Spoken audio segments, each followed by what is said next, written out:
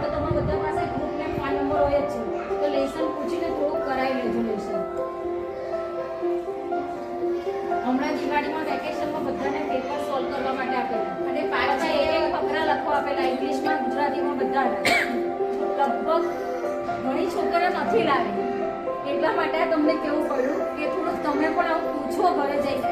ઘરે આવે તો પૂછવાનું કે તને કંઈ લેસન આપેલું છે, તો વેકેશનમાં બધાને લેસન આપેલું, તો થોડુંક આ પણ ધ્યાન રાખવું. તમે 5 મિનિટ પછી